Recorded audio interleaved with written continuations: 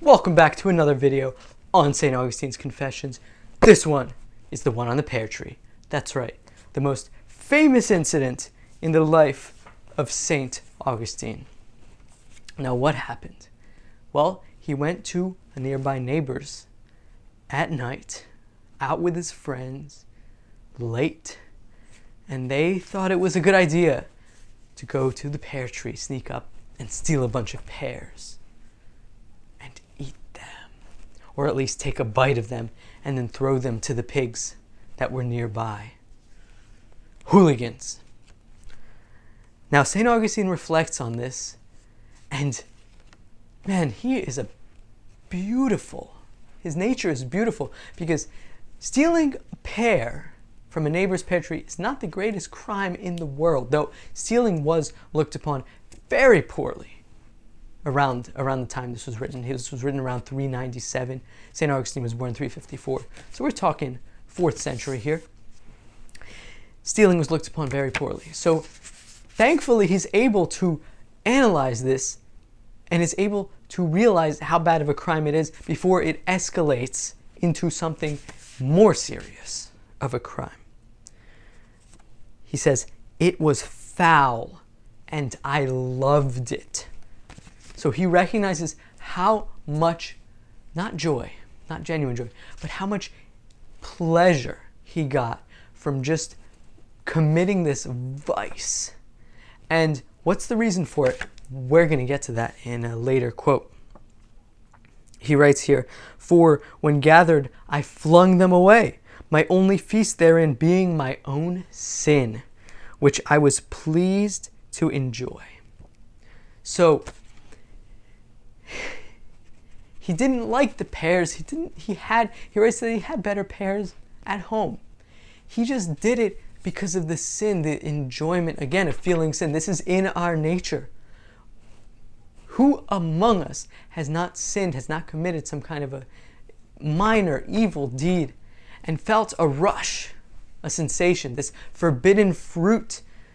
That's why this Adam and Eve eating forbidden fruit in the Garden of Eden is such an apt metaphor for human existence, of how much we can allow ourselves everything on the menu, but that one item on the menu that we don't allow ourselves to have, well, that's the one that we become obsessed with. And when we do taste it, we get a rush from breaking the rules. So less rules you have, the better, generally speaking. Now, here's a reason. He says, I'll say this quote, "Thus all pervertedly imitate thee. But even by thus imitating thee, they imply thee to be the creator of all nature, whence there is no place whither altogether to retire from me." So you can't hide from God.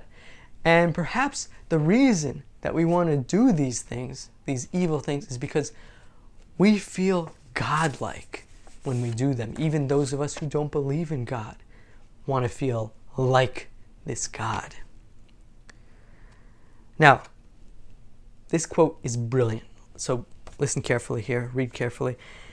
"Did I wish even by stealth to do contrary to thy law, because by power I could not, so that being a prisoner I might mimic a maimed liberty, by doing with impunity things unpermitted me, a darkened likeness of thy omnipotency?" Props to St. Augustine, props to Mr. Pusey, the translator of this, for creating such an amazing, brilliant sentence of the English language. Oh my God, oh my Lord, oh my heavens. This is really good. And the sentiment that it expresses is really good too. Because look at this. He is saying that we human beings feel powerless. And when we feel powerless, when we can't do something in broad daylight in power because we want to do it, that is a ringtone. And it's kind of nice, isn't it?